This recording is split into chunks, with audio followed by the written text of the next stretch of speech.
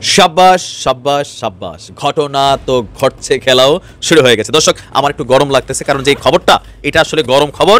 Yes yes yes, আলহামদুলিল্লাহ, আমি জানতাম ইনশাল্লাহ এমন কোনো কিছু ঘটবে। কারণ আরো এক চমক, তবে এই চমকটাতে সবচেয়ে বেশি টেনশনে আছে এই মুহূর্তে, কারণ খাইয়া ফেলার মতন জিনিস নামাই ফেলছে।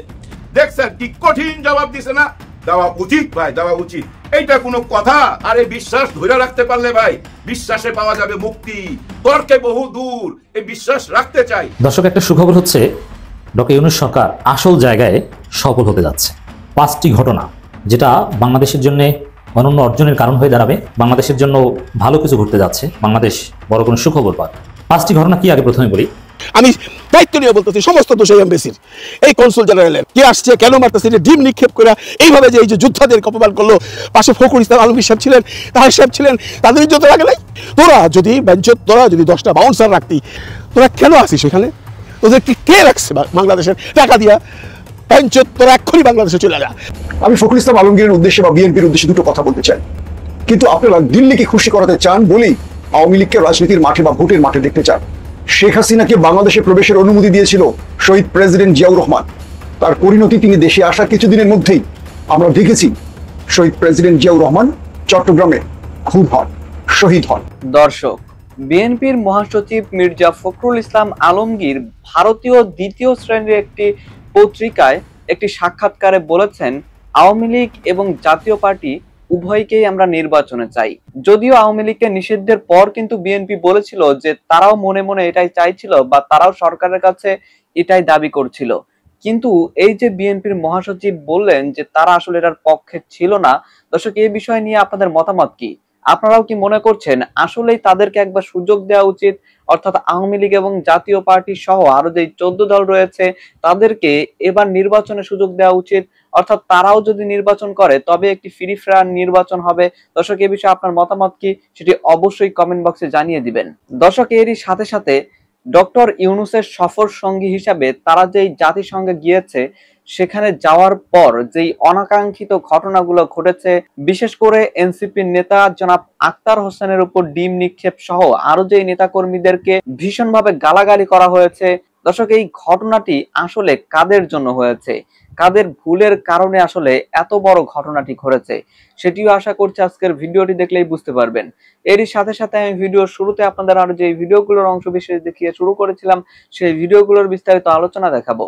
তবে তার আগে বলি, যারা এখনো চ্যানেলটি সাবস্ক্রাইব করেননি সকলে চ্যানেলটি সাবস্ক্রাইব করে পাশে থাকা বেল আইকনটি বাজিয়ে দিবেন। আর যারা ইতিমধ্যেই সাবস্ক্রাইব করে রেখেছেন তাদের সকলকে অসংখ্য ধন্যবাদ। তো চলুন একটি লাইক দিয়ে আমরা ধারাবাহিকভাবে সবগুলো ভিডিওর বিস্তারিত আলোচনা দেখে আসি। শেষ পর্যন্ত নিউ ইয়র্কে জামায়াত দিয়ে রক্ষা হইল। এখন প্রশ্ন আসতেছে, এই যে ঘটনাটা ঘটলো, এটার জন্য আমি কিন্তু স্পেশালি দায়ী করব বাংলাদেশ মিশনকে, এমবেসিকে, বাংলাদেশের যে আপনার কনসুল আছে সেই কনসুলকে। আমাদের যে এমবেসি বা কনসুল জেনারেল, ওনারা কি বোকাচোদা? ওনারা জানে না যে পার্কিংগুলো হাইটে গেলে একটা ঝামেলা হবে? ওনারা গাড়িগুলো এই না সামনে রাখতে পারলো না? ওনারা বলতে পারলো না যে আপনারা ভ্যালি আমাদের একটা কল দিবেন, বা কনসুলের একজন থাকবে ভিতরে, একজন 2-3 জন গাড়িতে থাকবে, যেই বলবে যে আমরা বেরোচ্ছি, ওনারা পার্কিং করতে গাড়িটা নিয়ে এসে জাস্ট পার্ক করবে, গেটের মধ্যে ওনারা উঠা যাবে।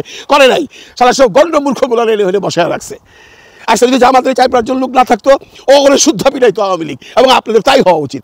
ফাজিল কোথাকার মিয়া, এমবেসিতে বই মাল খান হয়ে লেখা, বাঙালিরা যখন যায় তখন এর বাহাদুরি বানান। হ্যাঁ, এটা হবে না। আপনার এনআইডি লাগবে, আপনি পরে আসবেন, আমাদের এমবেসি বন্ধ। পাইনচুত তগরে আসলে পয়লা পিঠার দরকার। নাহিদও বলছে এই কথা ঢাকায়। আমি দায়িত্ব নিয়ে বলতেছি, সমস্ত দোষ এই এমবেসির, এই কনসুল জেনারেলের। আচ্ছা দেখেন, পার্কিং লটের কথা বাদ দিলাম, আরেকটা উপায় তারা করতে পারতো না? বাংলাদেশের টাকা, কোটি কোটি টাকা বেঞ্চত তোরা খাইতেছ বৈশা বৈশা বেতন পাস। আপনারা জানেন এই সারা কত বড় বাড়িতে থাকে এই বাঞ্চত এমবেসির লোকগুলো, কত বড় বাড়িতে থাকে, অ্যাম্বাসেডার কত বড় বাড়িতে থাকে, ফার্স্ট অফিসার বা কাউন্সিল জেনারেল যে কোথায় থাকে আপনারা জানেন? আপনাদের ধারণাই নাই। বাংলাদেশের প্রাইম মিনিস্টারের মতো এখানে এরা সম্মান পায়, গাড়ি পায়, বাড়ি পায়, সব পায়। আর সালারা অত্যাচার করে এই যে বাঙালিরাগুলো থাকে ওই দেশে, ওদেরকে। এই বেটা, তোরা এতদিন ধরে আসিস নিউ ইয়র্কে, তোরা বাউন্সারের খবর জানোস না? বন্ধুরা, আমি বাউন্সারের কথা বলছি, এটা মানে এই যে বডিগার্ড, বাউন্সার তো সবাই রাখে। শাহরুখ খান যখন নিউ ইয়র্কে যায়, একটা বাউন্সার রেখা দিয়ে আগের থেকে, এয়ারপোর্ট থেকে তাহলে গাড়ি পর্যন্ত নিয়ে যাবে তার সাথে করে। তোরা 10টা বাউন্সার রাখতে পারতি না? কত টাকা লাগতো? পার আবার $200, 2 ঘন্টার জন্য নীতি $10,000 যেত। বাংলাদেশের ইজ্জতটা তো থাকতো। আজকে এই যে এয়ারপোর্টে এই যে ডিম ছোড়াছড়ি এলো, আমেরিকানরা হাসতেছে, তারা তো এটা বুঝতেছে না। কে আসছে, কেন মারতেছে, যে ডিম নিক্ষেপ করে এইভাবে যে এই যে যোদ্ধাদের অপমান করলো, পাশে ফখরুল ইসলাম আলমগীর সাহেব ছিলেন, তাহের সাহেব ছিলেন, তাদের ইজ্জত লাগে নাই? অফকোর্স লাগছে। আমরা বাংলাদেশিরা যখন বিদেশে যাই, এয়ারপোর্টে যখন পরিচয় হয়, তখন যদি কেউ বিপদে পড়ে বাকি বাঙালিরা তার দিকে ঝাঁপাই পড়ে। আর এখানে তো বাংলাদেশ থেকে একসাথে আসছে, যে দলই করুক তার পাশের লোকরে যখন ডিম ছিঁড়া মারতেছে, গালাগালি করতেছে, ইভেনকি ফখরুল সাহেব তো গালাগালি করছে, তখন তার মনের অবস্থাটা কী হয়েছে? তোরা যদি তোরা যদি 10টা বাউন্সার রাখতি, তোরা গাড়িও নিবি না পার্কিং প্লট পর্যন্ত আসা পর্যন্ত 10টা বাউন্সারও রাখতে পারলি না, তোরা কেন আসিস সেখানে? ওদেরকে কে রাখছে বাংলাদেশের টাকা দিয়া? তোরা এক্ষুনি বাংলাদেশে চলে যা। আমি বাংলাদেশের সরকারকে বলবো, এই যে একটা বসে রয়েছে অথর্ব সরকার, ওইখানে সারা ফরেন মিনিস্ট্রি কোনো কাম নাই, এদেরকে বলবো কাম করালে বলে দিয়া। আজকে যদি 10টা বাউন্সার রাখতো, ডিমটা তো মারতে পারতো না, কারণ ডিম মারতো যে ডিম অল্প কি দিয়ে ওই বাউন্সার ঢুকায় দিত। এই বাউন্সার ভাই আমেরিকান, কালা মোটা, এই লম্বা, সারা দেখলেই ভয় লাগে। প্রত্যেকটা বাঙালি আমরা তার কবরের নিচে থাকি। এরকম 5-10টা লোক রাখলে কী হইতো? বাউন্সার রাখলে কী হইতো? তোর বাপের টাকা যাইতো? হ্যাঁ, তোর বাপের টাকা যাইতো? আজকে এই যে বেইজ্জতিটা করলি, আজকে তো আরও বেইজ্জতি হইতো। এই জামাতের এই লোকগুলো যদি না থাকতো, বিশ্বাস করেন বন্ধুরা, আপনারা বিভিন্ন ব্লগেও দেখবেন এই জামাতের 4-5টা ছেলেই এই যতটুকু পারছে এদেরকে সেভ করছে। মানে নিজেরকেও জামাতের উপর ভরসা করতে হইলো। গুলি মেরেই যেই জেনারেশনকে আটকানো যায় নাই, দাবায় রাখা যায় নাই, তো সেই জেনারেশনকে আপনি একটা ডিম মেরা কেমনে আটকায় রাখবেন? আওয়ামী লীগ যে গুলি করছে, ছাত্র জনতা খুন করছে, আলেম ওলামাদেরকে জেলের পর মাস খাটাইছে, পুলিশে মুখচোপটা দিচ্ছিল, মনে নাই ছাত্রদের? দেশের সম্পদ মানে দেশের অস্ত্র দিয়ে মানুষের বুকে, বাঙালির বুকে গুলি চালাইছে প্রশাসন দিয়ে, ছাত্রলীগের হাতে পিস্তল দিয়ে দিচ্ছে। এগুলো অন্যায় না? কি জন্য করছে? ক্ষমতায় থাকার জন্য করছে। বিগত 2 নির্বাচন ফেয়ার নির্বাচন করে নাই, পেশি শক্তির বলে প্রশাসন দিয়ে, নিজস্ব লোকবল দিয়ে নির্বাচন আদায় করে নিছে। আপনার দাদারও ভোট দেওয়া হয়ে গেছে, অথচ আপনার দাদা পৃথিবীতে বেঁচে নাই। হয়েছে না? হয়েছে। কেন হয়েছে? ক্ষমতায় থাকার জন্য। তা ক্ষমতায় থাকার জন্য এরা মানুষ খুন করছে, গুম করছে, নির্যাতন করছে, আলেম ওলামাদের মাইক কেড়ে নিছে, কথা বলতে দেয় নাই। এগুলো কি অপরাধ না? এগুলো কি অন্যায় না? এগুলো তাদের কাছে এগুলো কোনো কিছু মনেই হয় না। সিম্পল। তারা 5ই আগস্টের পর বলবে তারা পুলিশ হত্যার বিচার চাবে। ওরা যে হত্যাকারী নিজেরা আগে করে গেছে, ওটা কোনো ব্যাপার না।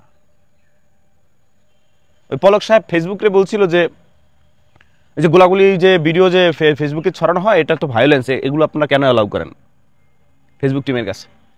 তো ফেসবুক তাদের কথা কেয়ার করে নাই। কি পরিমাণ বলদ মনে করেন একজন আইসিটি মন্ত্রী, সরকারের উচ্চ পর্যায়ের একজন কর্মকর্তা, দেশের মনে করেন যে একটা গুরুত্বপূর্ণ পয়েন্টের একজন সে মন্ত্রী না প্রতিমন্ত্রী, সে বলে যে গোলাগুলি ভিডিও যে আপনার এই যে চলতেছে, পাবলিক হচ্ছে, এটা ভায়োলেন্স। এটা তো কেন গোলাগুলির ভিডিও চলতেছে এটা ভায়োলেন্স, কিন্তু গোলাগুলি যে করা হয়েছে মানুষের বুকে এটা ভায়োলেন্স না, বলদ। তো এবার আসেন পয়েন্টে, যে আক্তার বলেন 18 সাল থেকে এদের কাছে আমি চলাফেরা করছি, বিভিন্ন রুদের সাথে এরা আসতো না, এরা আসতো মানে ব্যাপারটা ওইভাবে না, মানে একসাথে তারা চলতো, একসাথে কণ্ঠস্বর চালাইছে এরা। সেই 18 সালের আওয়ামী লীগের আমল থেকে তারা নির্যাতিত।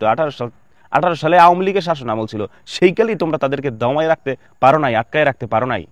এখন ডিম মেয়েরা আটকায় রাখবা? এত সহজ না। বঙ্গবন্ধু বলে গেছে না, আমাদেরকে দাবায় রাখতে পারবা না। তো ওই কথা এখন ওইটাই বললাম, যে এদেরকে দাবায় রাখা যাবে না, আমাদেরকে দাবায় রাখা যাবে না ভাইয়া। গুলি জয় করে ফেলছে, ডিম জয় করা কি কোনো ব্যাপার নাকি? আমাদের বিএনপির মহাসচিব মির্জা ফখরুল ইসলাম আলমগীর বলেছেন তিনি আওয়ামী লীগের নিষিদ্ধ চান না। আওয়ামী লীগ এবং জাতীয় পার্টি তারা নির্বাচন করুক তিনি চান, বরং তিনি দোষারোপ করছেন জামায়াতকে। কিন্তু জন এফ কেনেডি বিমানবন্দরে আমরা দেখলাম জামাত নেতা আব্দুল্লাহ মোহাম্মদ তাহেরকে প্রোটোকল দিয়ে জামাত শিবিরের নেতারা নিরাপদে নিয়ে যাচ্ছিলেন। সেই সময়টা আক্তার এবং তাসনিম জারা এবং মির্জা ফখরুল ইসলামকে যখন ঘিরে ধরে সন্ত্রাসীরা হামলা করতে চায়, তখন এই জামাত শিবিরের ছেলেরা তাদেরকে প্রোটোকল দেয়। মির্জা ফখরুল ইসলাম আলমগীরকে বলে, স্যার আপনি ভয় পাবেন না, আমরা জামাত শিবিরের ছেলেরা আপনার চারপাশে রয়েছে।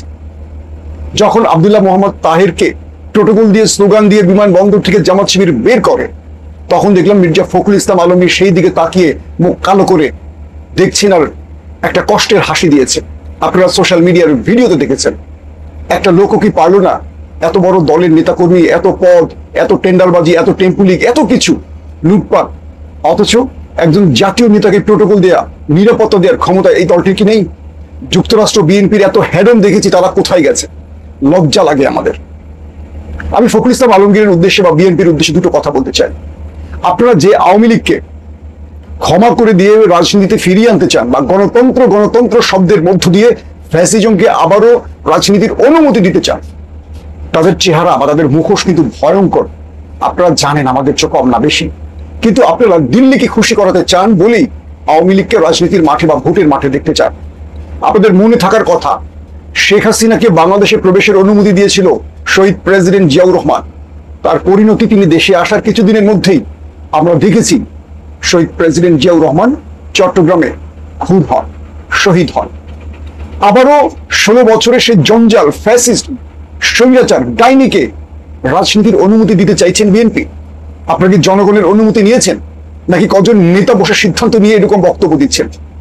আপনাদের প্রধান শত্রু হয়ে গেছে 20 বছরের যারা অংশীজন ছিল তারা, আর শত্রুরা যারা 16 বছর বিএনপিকে ক্ষমতার বাইরে রেখেছে, বিএনপির অজস্র নেতাকর্মীকে গুম খুন ক্রস ফায়ার করেছে, তাদেরকে এখন বন্ধু বানাতে চান? আপনারা এতটুকু জাতির সাথে এত বড় বিশ্বাসঘাতকতা করতে পারবেন? আমরা এমন বিএনপিকে দেখতে চাই না, এমন বিএনপির জন্য আমরা লড়াই করিনি। প্রয়োজনে এই বিএনপিকে আমরা ত্যাগ করবো যদি আওয়ামী লীগ জাতীয় পার্টিকে তারা রাজনীতিতে বা ভোটের মাঠে টেনে আনতে চায়। আমরা কারো কাছে মাথা বিক্রি করিনি, আমরা কারো কাছে নিজের অস্তিত্ব বিক্রি করিনি, কারো চাকর বাকর নই যে আমরা তাবেদারি করব। আপনার দলের যেসব নেতা কর্মীরা টেন্ডারবাজি, চাঁদাবাজি, পদ পদবি সেল করে অবৈধ টাকা কামাই করবে, তাদের হিসেব আর আমাদের হিসেব পার্থক্য আছে। আমরা দেশকে ভালোবাসি, জনগণকে ভালোবাসি, তারপর দল। আপনারা আমাদেরকে এই দলের বিরুদ্ধে নামাতে বাধ্য করবেন না। আওয়ামী লীগের ভয়ঙ্কর চেহারা আমরা 16 বছর দেখেছি, আপনারাও দেখেছেন, কিন্তু আপনারা ভুলে গেছেন কোন রহস্যজনক কারণে আমরা জানি না। আবারও বলছি, জামায়াতের প্রোটোকল নিয়ে মির্জা ফখরুলকে বিমানবন্দর ত্যাগ করতে হয়, জামাতের প্রোটোকল নিয়ে আক্তার হোসেন, তাসনিম জারাকে বের হতে হয় বিএনপির, বের হতে হয় বিমানবন্দর থেকে। অথচ এই এনসিপি সুযোগ পেলেই জামাত শিবিরের সমালোচনা করে। কতটা গোছানো, কতটা পরিস্থিতির আলোকে নিজেকে তৈরি করে রেখেছে জামাত শিবির, বুঝতে পেরেছেন? অথচ আওয়ামী লীগের প্রধান টার্গেট ছিল জামাত শিবির, কিন্তু জামাত নেতা আব্দুল্লাহ মোহাম্মদ তাহেরকে একটা টাচও করতে পারেনি, কারণ তার নেতা কর্মীরা তাকে ঘিরে রেখেছে, নিরাপত্তা দিয়েছে, কিন্তু বিএনপি এবং এনসিপি সেটা পারেনি। অথচ সবচেয়ে বড় দলের দাবিদার বিএনপি। হাস্যকর একটা ব্যাপার, চিন্তা করা যায়। প্রিয় দর্শক, যেসব আমেরিকার আওয়ামী দালালরা আমাদের জাতীয় নেতাদের অপমান করেছে, তাদের প্রত্যেকের বাড়ি বাংলাদেশ, কম বেশি তাদের ঠিকানা পরিচয় ইতিমধ্যে উন্মোচন হয়ে গেছে। আমি বলবো, এই ব্যক্তিদের শেকড়ে টান দেবেন, আওয়ামী দোসরদের শেকড় ধরে টান দেওয়ার সময় এসেছে। আর বিএনপি যদি মনে করে তারা আওয়ামী লীগ এবং জাতীয় পার্টিকে রাজনীতির মাঠে রাখবে, ভোটের মাঠে রাখবে, আমরা বিএনপির বিরুদ্ধে দাঁড়াবো। প্রকাশ্যে ঘোষণা দিয়ে বললাম, এই বিএনপির জন্য আমরা লড়াই করেছি, দেশ ছেড়েছি, ফেরারি হয়েছি, পালিয়ে বেরিয়েছি। এই বিএনপির জন্য এখন আমরা আবারও, এই বিএনপির বিরুদ্ধে এখন আমরা আবারও মাঠে নামবো, যদি তারা আওয়ামী লীগকে বৈধতা দেয়। কারণ আমরা কোনো ভয়ঙ্কর বিপদকে আমাদের সামনে রেখে এই বাংলাদেশকে অনিশ্চিত ভবিষ্যতের দিকে ঠেলে দিতে পারি না। তো যে কারণে ধারণা করা হচ্ছে বিএনপির নেতাকর্মীরা ফখরুল ইসলাম আলমগীরকে বিমানবন্দরে তাকে রিসিভ করতে যায় নাই বা প্রোটেকশন দিতে যায় নাই, তার একটা কারণ হিসেবে পাওয়া যাচ্ছে গত 4 তারিখে মির্জা ফখরুল ইসলাম আলমগীর তিনি ভারতের এই সময় নামক একটা পত্রিকায়, অনলাইনে একটা পত্রিকা, এখানে তিনি একটা সাক্ষাৎকার দিয়েছেন। এই সাক্ষাৎকারে তিনি এমন কিছু কথা বলেছেন যে কথাগুলো অত্যন্ত অত্যন্ত গর্হিত, নিন্দনীয় এবং দেশবিরোধী। ফখরুল ইসলাম আলমগীর, আজকে বিএনপির পক্ষ থেকে বলা হয়েছে যে না, ফখরুল ইসলাম আলমগীর তিনি একজন রুচিশীল রাজনীতিবিদ, তিনি এই কথা বলেন নাই।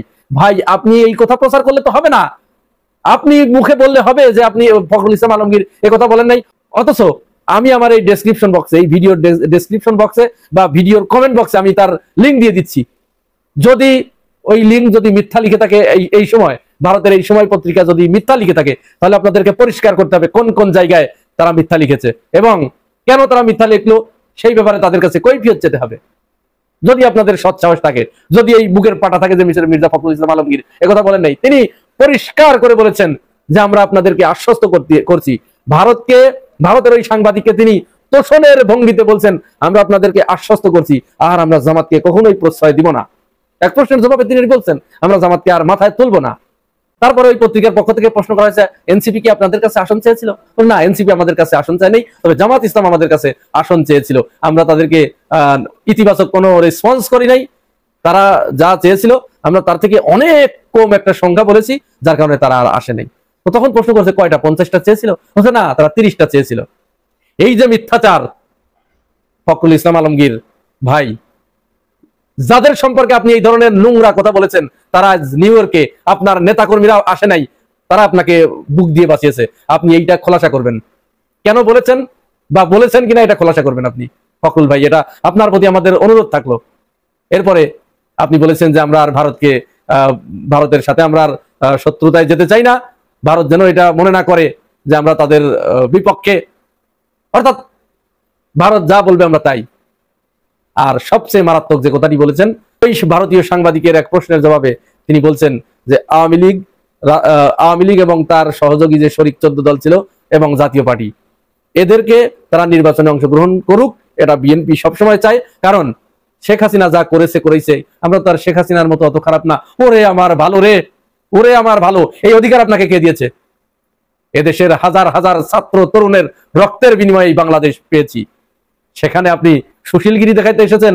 আমি বারবার একটা কথা বলি, বাম মানেই ভারত, বাম মানেই বাম রাজনীতির সাথে যে জড়িত, যার রক্তের ভিতরে বাম পন্থা মিশে আছে, আপনারা চোখ বুঝে কোনো দিকে না তাকিয়ে আপনারা এটা মনে প্রাণে বিশ্বাস করে নেবেন যে এটা ভারত, আর ভারত মানেই তো হাসিনাকে কোনো না কোনো ভাবে তাকে প্রমোট করতেই হবে, কোনো না কোনো এক জায়গায় যে সে হাসিনার কাছে ধরা।